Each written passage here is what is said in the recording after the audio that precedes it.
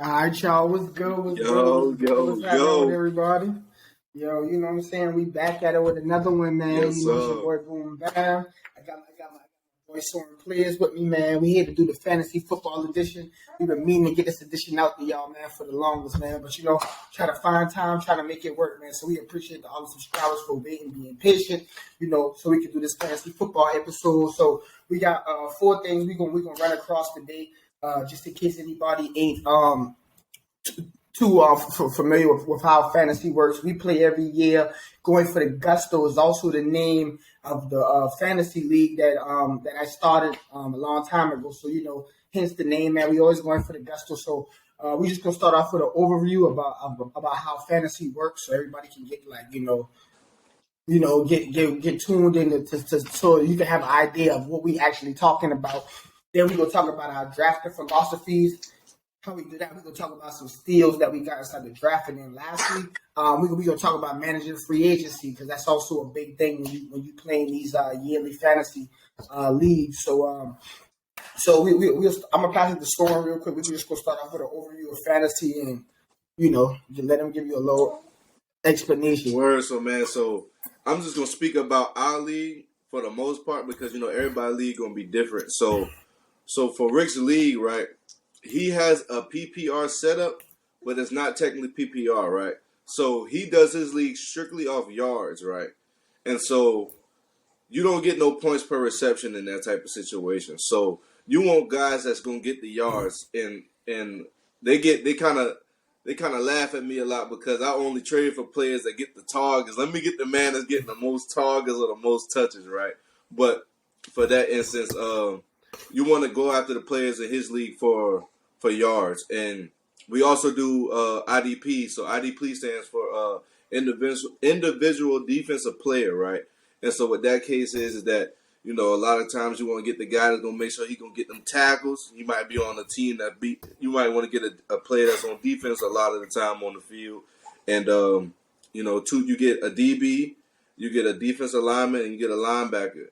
In some cases, you can add an extra defensive player in some other leagues, but in Rick's league, that's not the case. So, with that being said, is that you get your quarterback, you get two running backs, two receivers, and you get a flex option. Now, flex option could be a receiver or a running back as well, and you get your and you get tight end too. And you also get a tight end, and then also you pick your defense. So, and also a kicker as well. So you got about 12 men on the field, on your field going up against another 12, you know what I'm saying? And six bench players. 6 on the bench. Yeah, 6 on the bench. So that's Rick's league for the most part for that. That's like the overview. You really want to go for the guys that's really scoring touchdowns as well, too. That's a real big thing. And you also want to get the guy that's going to hit that 300-yard bonus.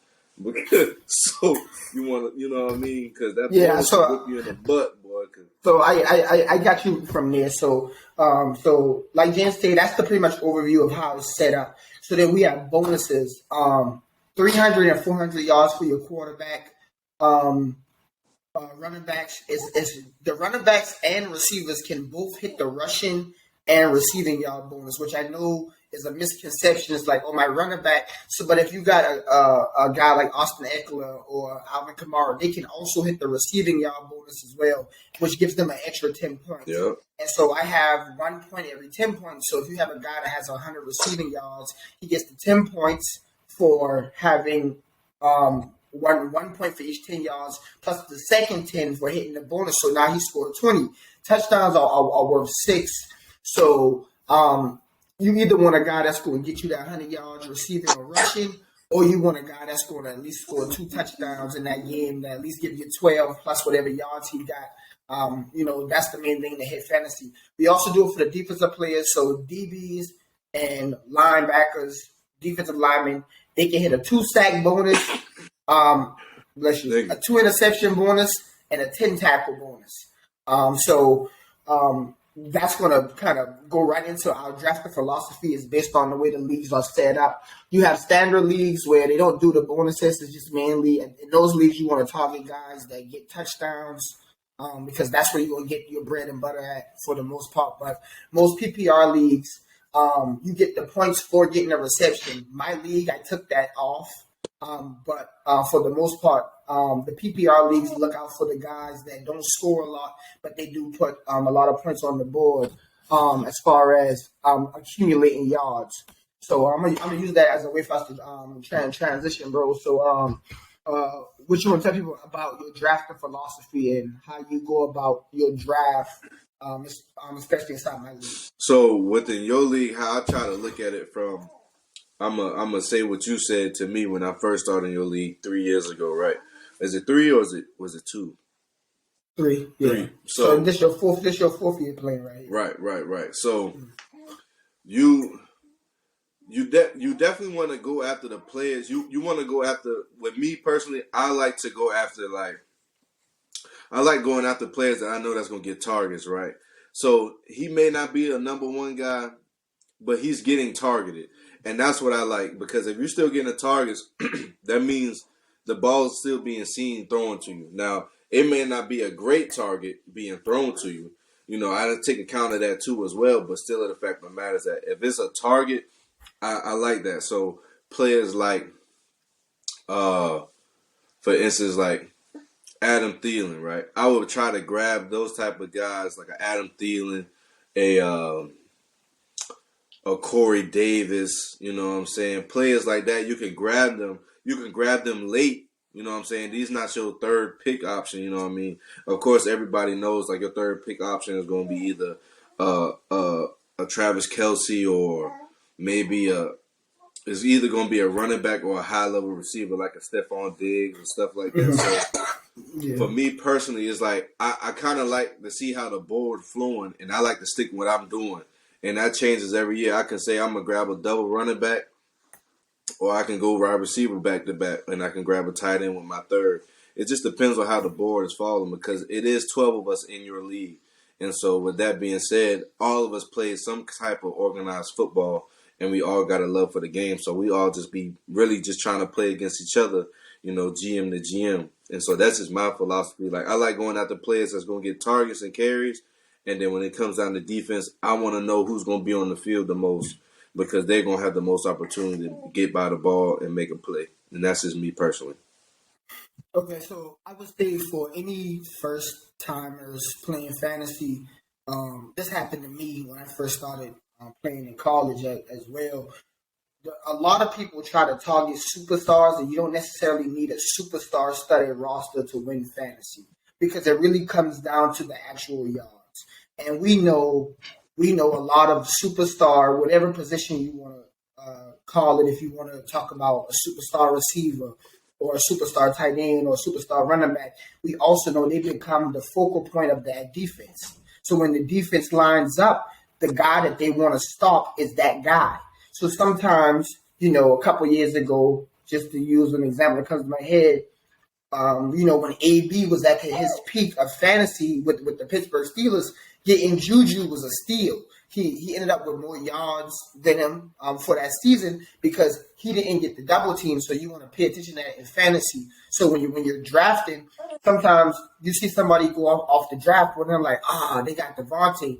He's probably the number one receiver in my book, which might be true. But in the same point, as far as drafting for fantasy, you got to understand, yeah, he might be number one overall, but now he has a lot more weapons on his team with him. So how many targets is he now going to get? And as we've seen so far with the Raiders, he hasn't had as much targets as most people anticipated. So I would say go in and look at the stats for these players. Look at, you know, the yards they get per carry, the yards they get per catch, targets, because then you can have a more sober look at how the draft board is actually coming out, because a lot of times you end up with a superstar studded, and the guy that wins fantasy, you're like, he won fantasy with who knows, you know, like he has Adam Thielen, bro. Right, he has touchdowns, bro.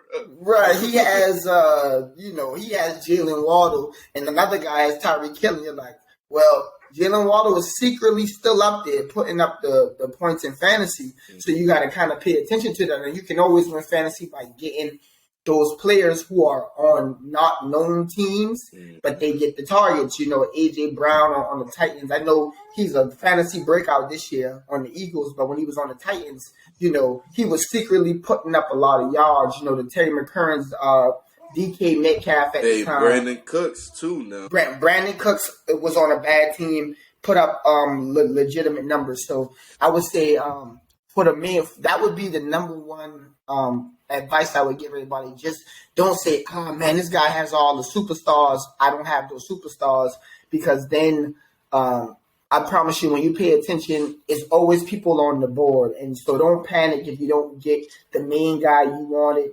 I didn't get Jamar Chase, but pay attention to how much targets T. Higgins gets, because you can probably come up with him. So I think that's a perfect transition, bro, because we can talk about our steals, because I think this will be the part that we really was waiting on. Right. How our drafts went, and I'll talk about my league and also the some other leagues I play in as well. But I'll let you go first about your steals. So in your league, I would say that I ended up getting Robert Woods, but Robert Woods kind of letting me down right now. You know what I'm saying? I thought he was a steal, and I also got A.J. Dillon in your league, right? But I just recently had to drop him because Kyle Pitts just went out. And so with that being said is that I think those two will be my steal, like my good steals later on in the season because of how the schedule is being played out, and then also how A.J. Dillon gets the ball more once the weather gets cold, and Aaron Jones, he's just a swing pass catcher. Not just saying that's just what he is, but when the weather gets cold, that's what normally he's being suited for. And so I feel like that was my steal. And then also I grabbed Devonte Smith in both in your league and in my league. So no, I didn't, in your league as well. And I like Devonte. I think it's Devonta. I can't say Tay. So Devonta. So I grabbed him, and I think he's one of the steals that I really enjoy and like. And then for the next segment, I'll talk about who else I got on my team. So that is the steal that I got in your league and my league. Okay, so I got Chris Olave super late in the draft. You did. I got him like 10th, 11th round. With Michael Thomas coming back, I kind of grabbed him as an experimental guy, but he scored a touchdown each in the last 3 weeks, and he hit the bonus 2 out of the last 3 weeks. Mm-hmm. So I recently put him in as a starter because I also had drafted Amon-Ra St. Brown, who actually played good for me until he got injured. So He came back from an injury. He didn't do too good this past week. But the first 3 weeks of fantasy, that sounds about right. That's true too. But the first 3 weeks of fantasy, I'm pretty sure he hit the bonus all 3 weeks. I want to say he did, man, for real. Cause either that, he scored multiple touchdowns for you. I think 1 week he only had like 87 yards, but he scored twice. Right. The other 2 weeks he went over 100. Yeah. So I think Chris Olave was also a super, super good steal for me. I got him inside the late rounds, and I think the biggest steal of the draft for me was Miles Sanders. I got Miles Sanders like the 7th or 8th round, and I needed a running back at the time because you did grab him late too, boy. Yeah, because he is though, because you know why I messed up at? I had took Cam Akers early as my running back. You did, and it fell through, and I was like, you was on to something. But that offensive line ain't on to nothing. Nah, they not doing it for me, man. But inside one of my other leagues, I think I got Damien Pierce. Yeah. Who became the premier back, and for this is the first week he hit the bonus, but he was getting the carries, and you knew he was knocking on the wall. He was knocking on the wall. He was eventually going to come through. He had like 17 missed tackles last week, bro, against the Jags, bro. That's crazy. I believe it. He's nice, man, and I think getting him, I got him kind of in the 4th round, but he was one of the running backs go early sometimes. I grabbed Breece Hall in this league too, but I got him in like the 8th or 9th round. You got Breece Hall that late? Yeah, because what happened is everybody thought Michael Carter was the reports were saying he was going to get the carries. I feel like in week 1 and 2 he kind of did. Yeah, that same thing with Chase Edmonds and Raheem Mostert. True. And so I actually got most of the out of free agency, which is our next topic. We gonna come to that. But I got him. I drafted Davis Mills. I honestly say he's a steal. I got him super late as more of an experimental pick to see what he could really do for me. But I think the main steal, I got I think 7th round maybe. I got Christian Kirk, who came off a couple of weeks with me. That's why I still have a pretty good record in fantasy, because he was matching a lot of people when my actual receivers I took early, like I took Mike Evans early. And he didn't produce too much. Right. And then he missed the game because he got suspended. So, like, I needed Christian Kirk. Now, last week he didn't do much, but you can't expect him to do it every week. So, right. Absolutely. So, I think that was a good steal for me. And I got the Patriots defense. But I think I was like the second person to grab a defense because of the way I draft. Listen, you did that in our draft. You was the first one to do that in our draft, and you messed the draft up. I said, yeah, that's all right. yeah. I'm going to stick to my offense. Y'all go ahead. Y'all got it. I'm going to entertain mine every week. Yeah. Nah, true though. So that I think that's mainly my steals. I just want to so we can transition over to free agency. Just how you go about managing free agency, some of the players you picked up, and how that's been working out for you. I'm going to tell you this, man. I got a fantasy alarm clock for 8:55 Tuesday morning. So tomorrow morning, I'll be up by 8:55 But hey, no matter what, if I'm up by 8:15, I know I'm going to fall back asleep, and I'm going to be up by 8:55 because I got to beat Fredo and I got to beat Cheese or whoever. Sam, them boy be in free agency early. Shoot, man. Hey, Freddie be up early, man. Dude, listen, that job be bad, boy. Don't drop nobody. Sometimes you might wait till you drop somebody. Yup. And so, you know what I mean? But for the most part, though, man, how I like to navigate free agency is that I like to see what the guy did the week beforehand, right? And see if there's a trend in him, right? So, like, with Raheem Mostert, right? I grabbed Raheem Mostert. I grabbed him early in free agency because either I grabbed him early in free agency or I grabbed him late in the late in the rounds, probably like rounds 15th or something like that or something crazy. But I grabbed him late because I knew eventually Chase Edmonds couldn't be the every down back and coming. What you doing, Bob? So by him coming over there and being the number one back, I didn't think that Chase Edmonds could do it, but I knew Raheem being healthy, being out for a year, you know what I mean, and just giving that knee time to to do what he needs to do. He started to show promise of him being pretty good, and so for the most part with him, I saw the trend, so I was like, you know what, let me just grab him. And then I'm just going to insert him into the game where I feel like he might end up doing the most. And I like the matchup this week against the Jets. Even though it wasn't the greatest matchup because the Jets have been known to stop the run. But I went ahead and snagged him. And then also with receivers for the most part, I like to see if there's a trend. And that's just how I like to manage free agency. And then also with the defense, I got to know who you're playing against. I got to think about what tackles being played. If this man gonna get double team or not. So if he's if DeForest Buckner getting double team, I might go grab Quiddy Pay. That's just a name just to throw out there. Or I'll go grab Joe Tryon from the Bucks because Shaquille Barrett's gonna get the double team of Vita Vea. So now it's 1-on-1 on the outside for him. So for situations like that, that's what I try to look for the most part. Where you going at, Bubba? But that's just like how I like to manage free agency for sure. Yeah, I when I go in free agency, I tend to try not to overreact. It's always somebody in fantasy week who had outrageous numbers.